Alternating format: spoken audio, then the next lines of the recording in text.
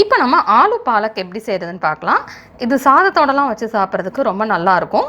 இதுக்கு நம்ம ஒரு கட்டு பாலக்கீரை எடுத்துகிட்டு அதை நல்லா வாஷ் பண்ணிவிட்டு அந்த இலையை வந்து சின்ன சின்ன துண்டாக நறுக்கி நம்ம இதை ஒரு பாத்திரத்தில் கொஞ்சமாக தண்ணி சேர்த்து வேக விட்டுறலாம். லேசாக கலர் மாறுற வரைக்கும் வேக விட்டுறலாம். அது வெந்துட்டுருக்கிறதுக்குள்ளே நம்ம ஒரு கடாய் எடுத்துக்கலாம். எடுத்துகிட்டு அதில் தேவையான அளவு எண்ணெய் சேர்த்துக்கலாம். இப்போ எண்ணெய் சூடாகட்டும். நெக்ஸ்ட் இதில் 1 டீஸ்பூன் சீரகம் சேர்த்துடலாம். சீரகம் பொரிஞ்சதுக்கப்புறம் இதில் 1 டீஸ்பூன் சின்ன சின்ன துண்டாக நறுக்கி வச்சுருக்கிற இஞ்சி சேர்த்துடலாம்.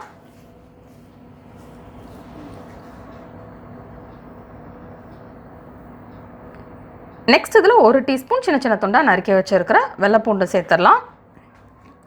சேர்த்துட்டு இதை நல்லா லோ ஃப்ளேமில் வச்சு ஃப்ரை பண்ணிடலாம். இதில் வந்து நல்ல ஒரு ஃப்ளேவர் வரட்டும், அது வரைக்கும் நம்ம இதை ஃப்ரை பண்ணிடலாம்.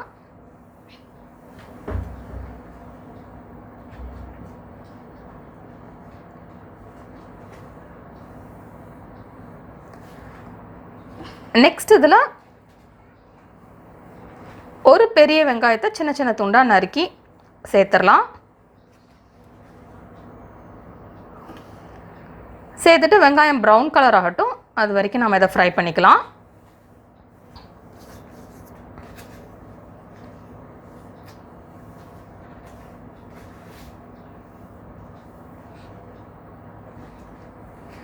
இப்போ இதில் நம்ம வேக வச்சிருந்தாலும் அந்த பாலக் எடுத்துக்கலாம். அந்த வேக வச்ச தண்ணியோட நம்ம உள்ளே சேர்த்துடலாம்.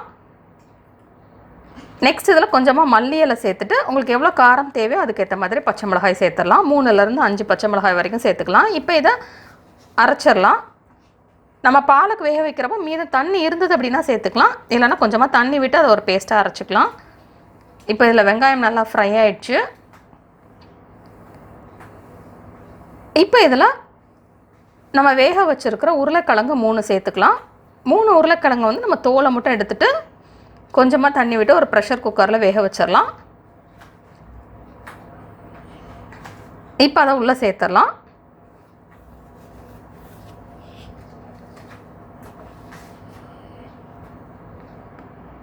இப்போ இதில் நம்ம டிஷ்ஷுக்கு தேவையான அளவு உப்பு சேர்த்துடலாம்.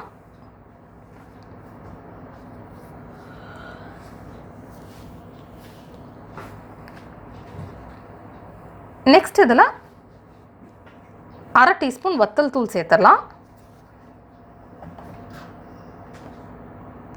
1/2 டீஸ்பூன் மல்லித்தூள் சேர்த்துடலாம். 1/2 டீஸ்பூன் மஞ்சள் தூள் சேர்த்துடலாம்.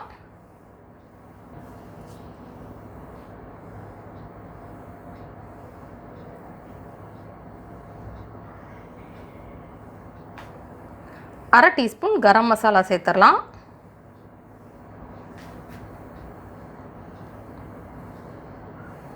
அரை டீஸ்பூன் சோம்பு தூள் சேர்த்துடலாம்.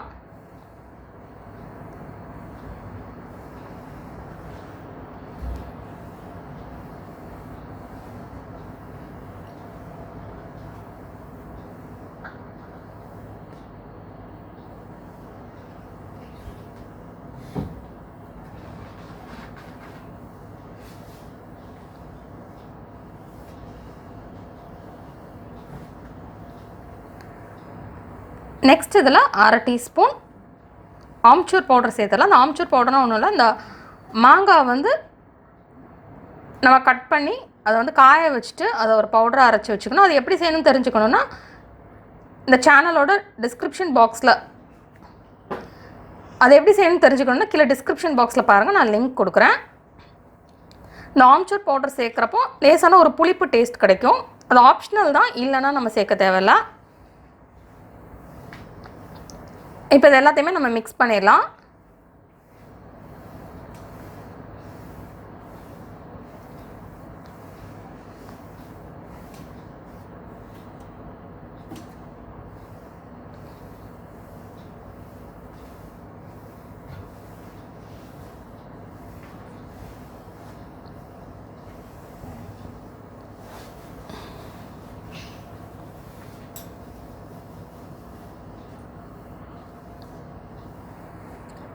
இப்போ இது மிக்ஸ் பண்ணதுக்கப்புறம் நம்ம அரைச்சி வச்சுருந்ததை நம்ம உள்ளே சேர்த்துடலாம்.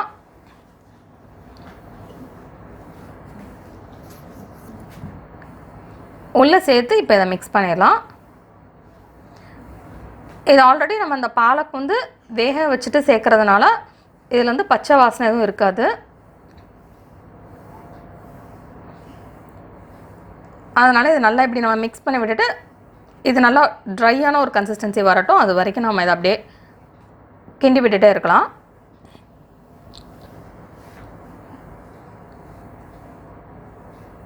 இப்போ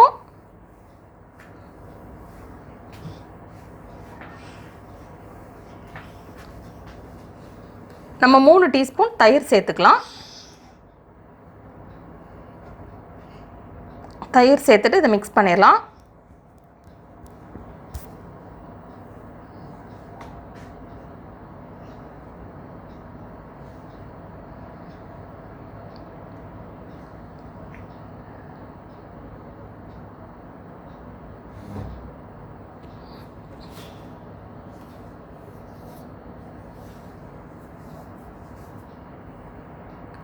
இப்போ நமக்கு சுவையான ஆலு பாலக் ரெடி ஆயிடுச்சு.